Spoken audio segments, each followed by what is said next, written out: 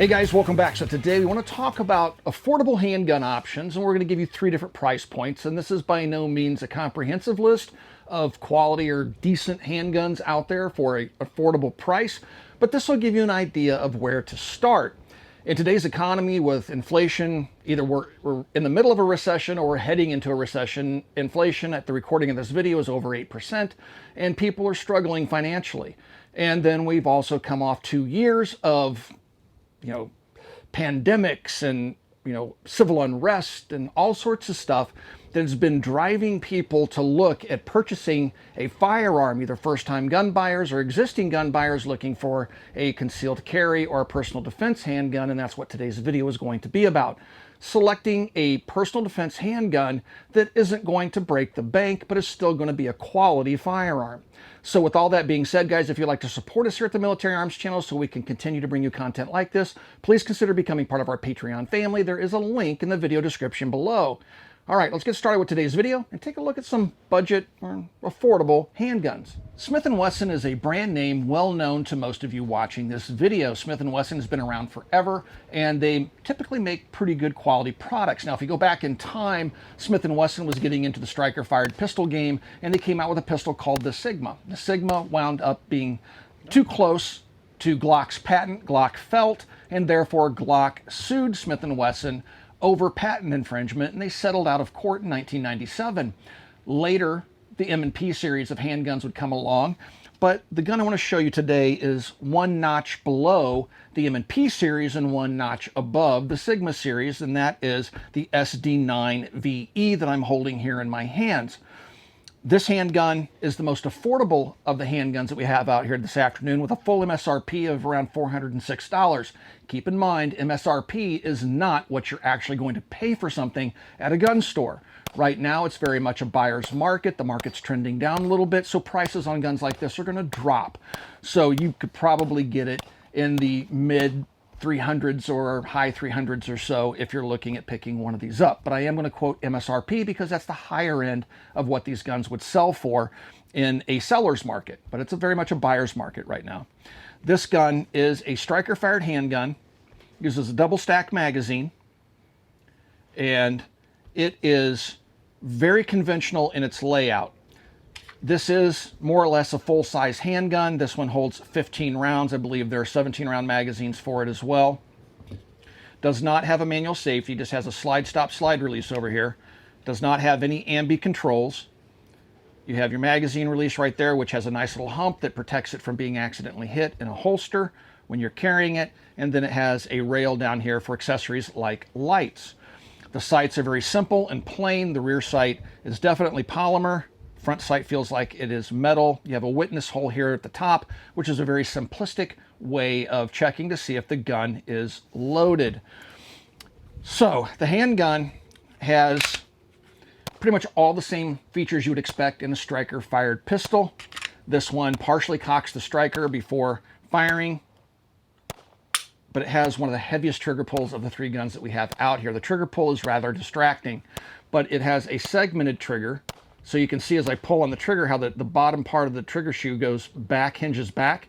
That's an inertial safety, very much like the original Glock inertial safety, which I jokingly call the dingus. But how heavy this trigger is to pull, I question whether or not that's really necessary. What does an inertial safety do? Well, if you should drop the gun on the rear like that, if it falls from a high enough height, the concern is that the trigger will be able to pull itself as the gun hits and starts to go the other direction. The trigger will pull itself, thus firing the handgun. So this is a passive safety, drop safety in the gun. The gun also has internal safeties to prevent it from firing if it is dropped. But it does not have a manual safety. I do believe you can also get these with a magazine safety, which means the gun would not fire if the magazine was removed. Now, this particular gun doesn't have that. Just has a really heavy rolling brake to it. Very heavy trigger pull. The magazines go into it nicely. The gun overall is very pleasant to shoot because it is really kind of a somewhere between the Glock 19 and the Glock 17 in size, but this is a gun that's about the right size for outside the waistband carry, or for those of you that like to do inside the waistband carry, you can get away with this gun as well. Polymer frame, taking it apart is very simple. Drop the magazine out, make sure the weapon is clear, and then you have tabs up here, just like the Glock, that you're going to pull the slide slightly to the rear, pull down on the tabs, release the striker, pointing in a safe direction, and the slide will come right off the gun. Polymer lower. Then you have a captive recoil spring, and that is a polymer guide rod. And then you have your barrel. So this is a 1911 John Browning type action. Put it back together, reverse the process. There's your plunger for your striker safety, meaning you have to pull the trigger, which will then cam a lever up to push the safety in, thus releasing the striker so it can contact the primer. Unless you pull the trigger, the gun can't fire. Striker's right here, and that's the sear surface. Good sharp serrations, and the gun is reliable. Now, one of the things that you're going to want to be aware of, and this is true of any handgun, when you're looking at buying a handgun, do try, I know this is difficult, but try to go to a range that rents handguns that you can shoot. You can pick them up in the store and handle them, think you got a really good gun, but this gun in particular for me isn't going to work very well because it has this large slide stop slide release, and it's right where my apish thumbs are. So many times when I'm firing, if I get in a hurry and I leave that thumb along the side of the receiver, it's contacting that slide stop, and I'll get false locks. I'm firing the weapon, it'll lock open, but it will still have a round in the magazine. That's because under recoil, my thumb hit the slide stop slide release, putting it into the locked position. So that's one problem I personally have with this gun, but if you have smaller hands, shorter, thicker thumbs, that's probably not going to be an issue with you. It's absolutely critical that you, and this is something, again, you would not discover just handling the gun at the gun counter. You would have to shoot it to figure out if it's going to work for you. You'd hate to get home with your brand new gun and start having the problems that I have with this gun, but you can work around them simply by a training issue. With this particular gun, I have to use a high thumb hold, and I'll wrap it over the other thumb in an effort to try to get my hand and thumb away from that slide stop slide release. If I do too deep of a grip, once again, you'll see my palm comes into contact with that slide stop slide release, so I have to adjust my grip accordingly when I'm shooting it to avoid hitting that lever. But in a hurry, because I'm not well practiced with this gun, it would not be a good choice for me, simply because it gets those false locks. Probably one of the most useful tools that I have is a Borescope. If you go back to our BCM video where we're doing the torture test of a BCM AR-15, I showed you Borescope footage of the erosion around the gas port, the gatoring of the chrome lining in the barrel near the lead, and it's only possible through the use of a digital Borescope, so I could bring you that video imagery. The scope that I have used the longest is a test-long scope, Borescope, and it is the flexible cable type. And on the end, it has a little tiny camera. You have different heads you can screw on it. The heads are just little angled mirrors. You can adjust the focus by screwing it back and forth. And that's how I've done most of my Borescope footage up until now. This system is intended to be used with either a Mac or a PC. I'm a Mac user, plugs right in, works with the native Mac software for capturing, and it's an outstanding value. It's their most affordable. Next up is their pistol length solid rod system. It has all the cables and connections and little mirrors that you'll need to get it all set up. This one has an intermediary device that you'll plug into, and then you can control the photos and videos, the power, all that stuff, and you can record with your cell phone using the Tesslong app. My personal favorite, and you can mix and match the parts between this and the next one, is the digital rifle Borescope. It has a 26-inch long solid rod with a camera,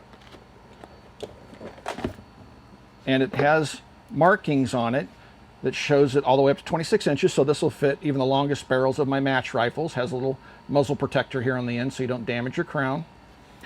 Comes with everything you need inside the box, including the rifle one. Comes with this handy little unit for recording, has a micro SD slot. You can see what's going on with the Borescope. You can record, pull the card out of the micro SD slot, put it in your computer, and use it for editing. It is capable of 1080 resolution, and I'll show you how this works.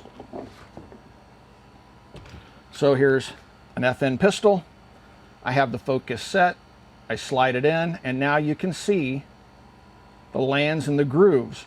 Now on precision rifles, this is really nice to keep track of your barrel erosion, copper buildup, things like that, looking for the infamous carbon ring, whatever. Very, very handy tool. And you'll also find corrosion in barrels if you don't properly maintain them and they're not chrome lined. And then there we go into the chamber. You see some spots in there. And then we go out into the magazine well. Now you can record all of this either with your computer, your cell phone, or in the case of this particular unit, I just have to switch between camera modes. This is video mode, and that's camera mode. Takes just still pictures, so I'm going to put it in video mode. I'm going to hit the record button. It'll start showing your countdown timer here. It's now recording at 1080p, and I'll show you guys the Borescope footage that I'm recording with this unit. So they vary in price. They're generally really affordable. They're available either on the Tessalong website. Sometimes you can find them on places like Amazon.com, but they're outstanding borescopes, and I highly recommend having one in your inventory. Next, let's take a look at the Taurus G3. But before we do, I want to thank our friends over at Primary Arms who sent these firearms out for this video. I took a look at what they had available. I picked the handguns I wanted to do this video on, and again, they were kind enough to send them out. I also want to thank our friends over at Norma for supplying the ammunition for today's video. This is some 124 grain ball ammunition, very high quality ammo, and good stuff. And they're also setting up manufacturing right here in the good old US of A in Savannah, Georgia, and we do hope to go down and take a look at those facilities here soon. And with that being said, let's take a look at the Taurus G3. So the G3 is an interesting offering. If you go back in time, I was not a fan of Taurus. I had nothing but problems with Taurus firearms, especially revolvers, and so I kind of ignored them for many years. But it's hard to ignore them now. I don't know what's changed, but they definitely have a bigger, larger US presence. It's a Brazilian company, and it seems as though they're making an effort to really improve their product line, and the G3 is a product of that. This gun has been reliable, shoots well. It has probably one of the better triggers of the three guns out here, and it definitely has a quality feel to it. It's aesthetically very good looking handgun, has good grip surface. Again, it's somewhere between a Glock 19 and a Glock 17. It holds a 15 round magazine. This one's a little bit different than the other two guns out here this afternoon, and this one has what I call a Hollywood trigger. What do I mean by that? Have you ever been watching a movie and the bad guy or the good guy has a Glock of some sort, and they're firing at the bad guy, and then all of a sudden the gun goes empty, doesn't lock open, but they just get this click, no bang, click, no bang. Well, that's not how Glocks work, but there are pistols out there like this gun that do have second strike capability. So the theory being that if you are carrying your weapon for self-defense, you pull it out, click, no bang, what most instructors would tell you to do would be just to run the slide, get the bad round out, and start shooting again. Double strike or second strike triggers like this give the shooter the option of, I always want to reset this here, but I don't have to on this gun, bang, nothing happens, so you just keep going bang, bang, bang, bang, bang, bang until you get a hit that ignites the primer. With modern ammunition, pretty hokey. If it doesn't go off the first time, there's a really good chance it won't go off the second time, just to get it out of the chamber. But despite that, the gun has a decent trigger on it. The only thing that I can really ding it on is it comes all the way back to the rear. It's kind of creepy and stagey, and then breaks. With the Smith & Wesson, the trigger pull is heavier, even though it doesn't have second strike capability. So I thought that was rather interesting. Now, you'll notice here on the frame, you have thumb rests over here on the grip, and then up here you have scallops that are cut out for either indexing your shooting finger or putting your thumb there as an index point to shoot. I should also note that the Smith & Wesson has that. It's textured, it's a little divot there, and while there's no thumb rest, there's a slight depression there, and that's a place for you to put your thumb or your index finger, or I'm sorry, your firing finger when you're not shooting the gun. The finish on the gun on the G3 is very nice. It has a early Glock Tennifer, paint over Tennifer type feel to it, and it gives me traction even when I'm not gripping the slide serrations. The serrations are nice and deep and sharp and easy to use. The gun has okay sights. Of the three, these aren't the best of the three. This is probably the worst of the three. They originally had plastic rear sights. I believe they're all metal rear sights now. Very simplistic back here, no dots or anything like that, and a very small dot up here in the front. There is a version of this gun called the Toro, T-O-R-O, that now has an optics cut. I'm a big fan of optics on handguns, and so if you want to pay a little bit more, you can get this version of the gun with that option. This gun has magazine release right here in a good spot. It's not going to get hit easily from a holster. This one has a manual safety on it. And so if you buy one of these with a manual safety, you always want to train to make sure that you flip that safety off. The only downside, this is your slide, stop, slide release. Of course, there's no AMB controls, but you want to make sure, both Jason and I are guilty of this, when you're shooting the gun, you want to hit the slide stop when the slide's locked open. You're sitting there pushing on the safety because it's kind of in that position. It's where it's really close to the slide stop. You want to make sure that you actually get up there and hit that slide stop. This one has an inertial safety, much like the Glock in design. And that's, again, a drop safety in case the gun gets dropped, but it has other internal safeties. Let's take the gun apart, look on the inside. So make sure the weapon is empty. And right here you have disassembly tabs, again, very Glockish in nature. So what you're going to do is kind of pull the slide slightly to the rear, pull down on those tabs, push forward on the slide, release that striker, hold the trigger down, and the gun will come apart. Once again, here's your plunger safety. So when you pull the trigger, a little bar will go up, and that will then make the striker free to move all the way forward so that it can make contact with the primer. Taking it apart, have nested recoil springs like a Glock Gen 4 or later. And then here we have our 1911 style barrel in terms of its lockup operation.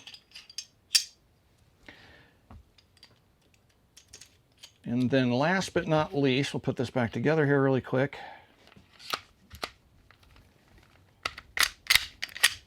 And then on the bottom here, we have a pick rail, accessory rail, so you can put a light on the handgun. So it has that old 90s style offhand shooting notch. You don't see too many people doing this anymore, wrapping that index finger around the front of the trigger guard. I've never liked doing that. But yeah, so this gun comes to market right around MSRP, $450. Again, it's very much a buyer's market, so you can expect to pay far less than that for the Taurus. In terms of shootability of the three, this gun is the most pleasant to shoot in terms of recoil impulse. The only thing I don't really care for is the manual safety on this particular gun. Other than that, great shooting little pistol. The first two guns that we looked at in today's video are very much in that Glock 19, Glock 17 size, which means they are concealable, they are carryable, but some folks might want a slightly smaller handgun. Now, I believe that the market is trending towards smaller handguns that have double stack magazines with capacities from 10 rounds to 15 rounds. And they're smaller than the current handguns that we've just shown you, the first two that we've just shown you. The gun we want to show you next is a compact handgun. This is very much in the same vein as the SIG P365. This is an XL, my personal carry gun. I just took it out of its holster to show it to you guys. This is a little bit bigger than a P365 and a little bit smaller than a P365 XL. So it's right in that same area. The P365, I like it because the XL has the extended grip that comes all the way down, and that lets my pinky rest on something. And then the magazine flush fits. And here's the magazine I'm carrying. Now it's 12 rounds in this magazine, 13 with one in the tube. You can get an extended magazine that comes down just a little bit more and gives you a few more rounds. But if you take a look at the Max 9, it's very similar to the 380 LCP Max. And if you take a look at them, the 380 is basically just a scaled down version, or this is just a scaled up version from the 380. Very much the same design. It's just a little bit larger to accommodate the 9mm cartridge versus the 380 of the LCP Max. But these are great little pocket pistols. Double stack, great guns, run good. Both me and Jason have been known to carry them. So let's talk about some of the features of the Max 9. First of all, the price on this thing, full MSRP on it's going to be $579, making it the most expensive of the guns we're talking about today. But once again, hate to keep repeating myself, the price will be lower at the gun counter than it is at full MSRP, especially in a market like it is right now, which is very much a buyer's market. So it's a polymer frame striker fired pistol. You have your magazine release over here where you expect it to be, just like the other guns. This one is a 10-round magazine with a +2 base plate, and that gives me that pinky support. If I drop the magazine out, or if I go with the flush fit magazine, which it will ship with a flush fit and an extended, my pinky dangles, and I don't like that feeling. So I would rather have the extended magazine in it, or just have the grip extended down and giving me a couple extra rounds. The trigger, very much like the others in terms of its overall design, does not have second strike capability, but you'll notice it has an inertial safety in the middle of it. And when you go to fire the gun, the trigger comes back, stops, you push past that, it breaks. Now when it breaks, it's kind of a squish break, but it still lets you prep that trigger, because you know when you hit that shelf, the gun is going to fire if you push past it. It's not as crisp as something like a 1911. It's a very striker fired-ish feeling trigger. Mag release right there, slide stop slide release, which is not ambi. Over here, that's the takedown lever. You have slide serrations, a good finish on the gun. The slide serrations are nice and sharp, so you can grab them, manipulate the gun. The sights are such that they sit high enough to co-witness through the red dot sight. You have a metal rear here and a high-vis front sight up front. And you'll notice it has no accessory rail out here, and it has that offhand serrations there for the people that like to index finger around the trigger guard, which I don't do. So let's take the gun apart. The one thing I will mention about this is it has more noticeable perceived recoil than the other two handguns. That's because, once again, this is a smaller carry option. This would be something you could carry comfortably, more comfortably inside the waistband appendix style. But this is also something you can carry outside the waistband. It's kind of the intermediary. But I think guns this size, again, are the future. Take her apart. Drop the magazine out. Make sure the weapon is clear. This one is different. Now, if this is your first carry handgun, this might not be your best option. And why is that? It's already hard to get new gun owners to maintenance their weapons sometimes. They'll just load them up, carry them, never clean them, and that's not recommended. You really should maintenance your carry gun regularly.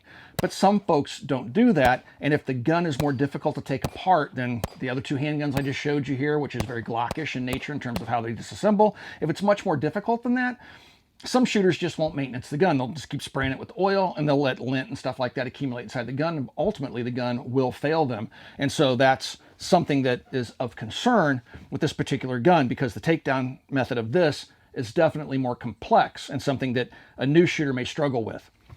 If I put the magazine in the gun, there's this little loading gate. This requires a tool to disassemble. There's this little loading gate right here. The gate is up, and there's a pin behind it, and this little gate keeps that pin from walking out when the gun is being fired or carried. If you have the magazine in the gun, you cannot push this gate all the way down no matter how hard you try. Well, maybe if you break something you can, but it's not going to come down until I release the magazine. I'll release the magazine and watch what happens. You'll see it. You'll see it move. See how it clicks when I put the magazine in?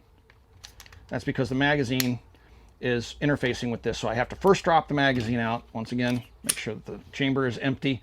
Now I can take the tool and push, and it'll click that little gate down. Right behind it, you'll see there's the takedown pin. Push the slide slightly to the rear and hold it, because you have to line it up with that little cut. This is the hardest part for me. And then you have a little half circle over here. You stick the tool through and push that pin out. All right, you push that pin out, and now the gun can come apart. Pull the trigger and release it, and the slide will come right off the frame. And there you go. Very simple trigger mechanism. Polymer again. Nested recoil springs. And once again, we have ourselves finding a Browning type action inside the gun. If you're wondering what this hourglass cut is to the barrel, that's so when the gun cycles, it can tilt down. When it goes back into lockup, this allows the slide, when it moves forward, to kind of pinch the top of the barrel. When it moves rearward and tilts down, that gives it tilt down room. When it comes back, it pushes on the top of the barrel and gives it very tight lockup. Generally improves accuracy. All right, put the gun back together. Very simple to do. Put the slide back on the frame. Pull that slide back. It doesn't matter which end of the pin you put in. It's the same size on both sides. Drop that pin in. Don't forget to push your little gate up. It should pop, and now your gun is back together. Very pleasant shooting gun. Occasionally I would get the false lock where my thumb is right there next to that slide stop. And so I have to make a conscious effort to keep my thumb away from it, because if I wrap my thumb around the side, gun recoils, I can push up on that and I'll get a false lock when the magazine is not quite yet empty. So again, it's imperative, if you're going to spend money on a gun, if at all possible, rent that gun and shoot it. Don't just handle it at the gun counter, because problems like that, ergonomic issues, you won't discover until you're actually shooting the gun. So of the three guns, which one would I take if these were my only three options? Well, taking a look at the Ruger is what I think is the future of carry guns. Double stack magazines, you're going to have 10 to 12 to 15 round capacity, but they're smaller, more concealable, more comfortable to carry. The more comfortable the gun is to carry, the more likely it is you are to carry it. So I do think this is the trend. The downside to this gun is the disassembly. I think it's going to cause new shooters some pause, and they might get frustrated with it, and therefore that's not my number one choice. Leaving us with these two. The Smith & Wesson, reputable company, stand behind their products. This gun is kind of a minimalistic version of the M&P, but it is not the M&P. But it gives you a more affordable option to the M&P. Similar ergonomics, similar trigger, and it, again, is definitely a quality piece, but it's just not my cup of tea. I don't like the trigger on it. The trigger is just really, really heavy, and annoyingly so. And if you're a new shooter, a heavy trigger is not going to lend well to you trying to learn how to shoot the gun accurately. If that trigger is as heavy as it is on the Smith & Wesson, you're going to struggle with hitting the target, and you might as well get a gun that has a better trigger on it, which increases your chances of hitting the target and makes the learning curve a little bit shorter. That leaves us with the Taurus G3, and I'm as surprised as anybody to say that I would choose the Taurus of these three handguns. Has a very nice recoil impulse, it's reliable, the ergonomics are really good, the gun's just very shootable, and the trigger on it is good. Again, it comes all the way back, stops, and brakes, and despite the fact it has that second strike capability, it still has one of the better triggers of the guns that are out here. I just like the way it shoots. So this would be my choice, and it's right in the middle, price point wise, with the other two guns that we showed you this afternoon. So check out the Taurus G3. I think it's a really interesting pistol. Guys, if you'd like to support us here at the Military Arms Channel, the best way to do that is to become part of our Patreon family. There's a link in the video description below. Also, right here on YouTube, you got that little join button underneath the video player you're watching right now. Mash that join button and support us here on YouTube in the age of demonetization. And last but not least, please swing by, check out coppercustom.com. Thank you for 14 years of support. We'll talk to you guys soon.